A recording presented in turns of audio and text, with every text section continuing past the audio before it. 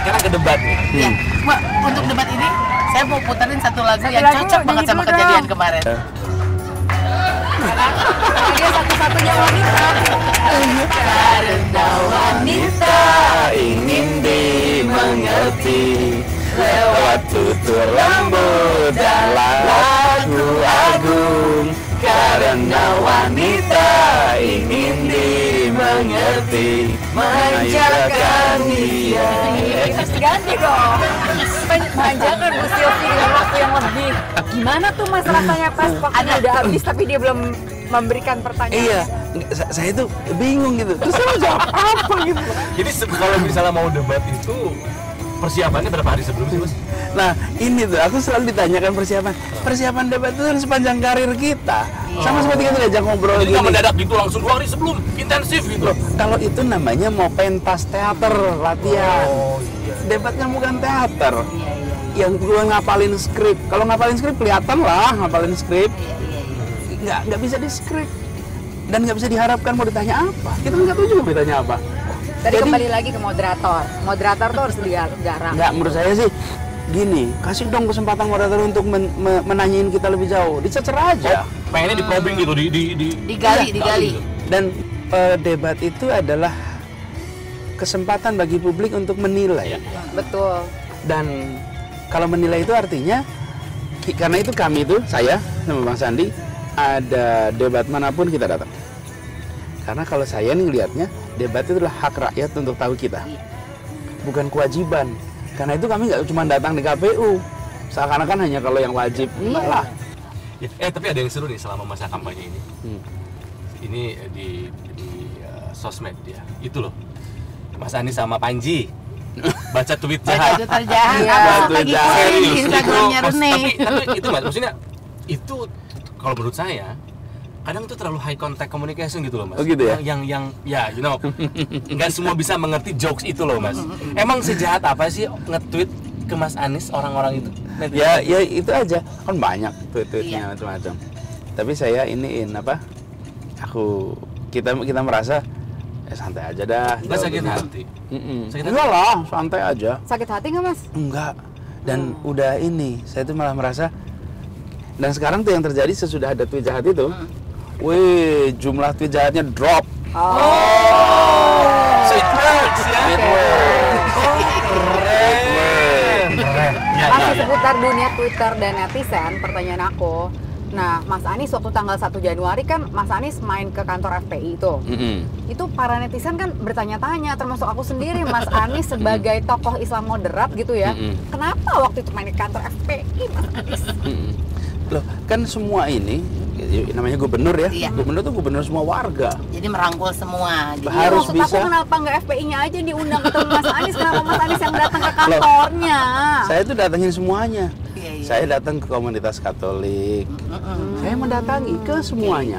Saya datang ke Muhammadiyah, saya datang ke tokoh NU, saya temuin Hindu, saya temuin Buddha.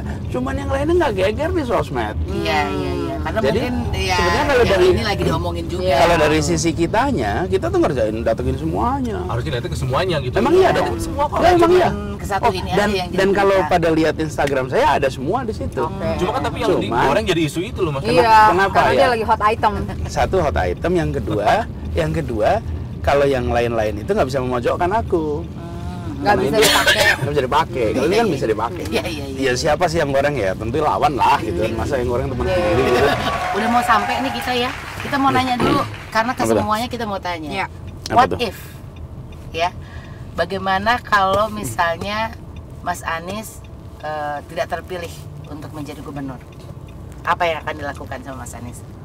Oh, kalau saya sih lihat nanti. Sama. Apakah Bener-bener lihat kembali nanti. ke dunia pendidikan? Nggak tahu. Saya gini. Atau mau jadi papa-papa antar sekolah? Aku tuh ya hidup nih ngalir. Kita kan lagi ngobrol tuh. Terus kan hari pertama sekolah. Iya. Terus habis itu saya selesai di Kemdikbud. 10 hari kemudian tuh? Iya, kita tuh ngalir aja. Oke. Pokoknya saya percaya bahwa dimanapun insya Allah will do well. Ya. Terakhir. Insya Allah.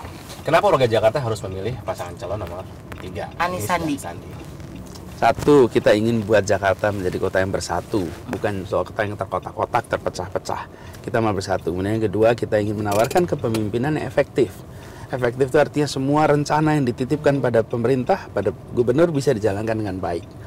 Selesai tuntas. Yang ketiga, kita ingin bereskan persoalan mendasar, ketimpangan di Jakarta. Ketimpangan ini membuat instabilitas mungkin terjadi. Ada apa-apa sedikit aja bisa muncul menjadi besar. Nah itu lewat apa? Satu, lapangan pekerjaan. Yang kedua, pendidikan. Dan kalau pendidikan di Jakarta itu berkualitas, hingga tuntas dan murah, maka kelas menengah di Jakarta pun nggak harus bayar pendidikan swasta yang mahal. Karena sekarang ini kenapa bikin ke anak-anak negeri swasta? Karena mau ngirim ke negeri nggak jamin kualitasnya. Tapi bayangkan kalau sekolah negeri di Jakarta nggak kalah sama Singapura, nggak kalah sama Malaysia, nggak kalah sama Korea. Wih, negeri dan uangnya punya. Jadi Itu yang kalau kita Mas tawarin. Anies jadi gubernur, sekolah akan lebih murah nih. Bukan hanya murah. Kalau murah masih Ibu-ibu sebagai ibu-ibu langsung ya. Ibu kalau Gue nggak ada catat cabai nih. yang ditanya harga sekolah. Iya, gue catat nih mahal nih bayar uang pangkal gitu. Iya, betul, exactly. Nah, jadi yang mau kita beresin adalah sekolahnya jadi berkualitas dan kita bandinginnya dengan ibu kota lain, bukan dengan kota lain di Jakarta di Indonesia. Terus yang kedua, sampai tuntas. Jadi termasuk siapapun bisa di situ sampai selesai. Yang ketiga, harganya terjangkau.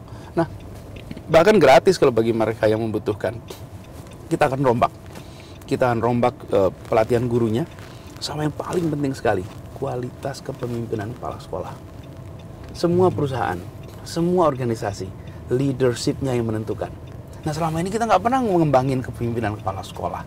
Kita fokusnya kalau sekolah itu yang dibanggain apa? Ini perpustakaan baru, nih gedung kelas baru. Manusianya enggak. Loh, ini saya malah bilang ini Kementerian PU atau Kementerian Pendidikan. Kalau pendidikan ini diomongin orangnya, bukan Aku suka gedungnya. Iya. Oke. Jadi kita beresin gurunya, kita beresin kepala sekolahnya.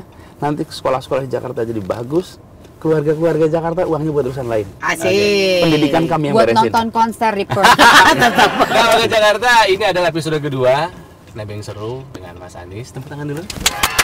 Akhirnya sampai juga.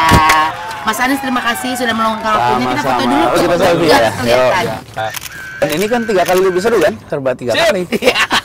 Bisa. Foto depan mobil juga Lebih sekali. baik. Nanti harus Mas lebih Anies lama terima lagi kasih kita. ya. Karena kita Thank you closing. ya. Mas, thank you banget. Selesai sudah episode kedua Nebeng Seru dengan Mas Anies. Iya.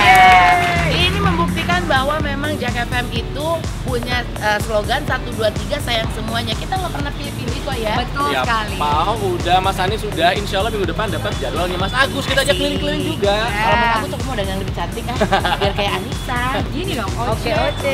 Udah juga sayang semuanya. Jak 101 FM memainkan musik terbaik di Jakarta.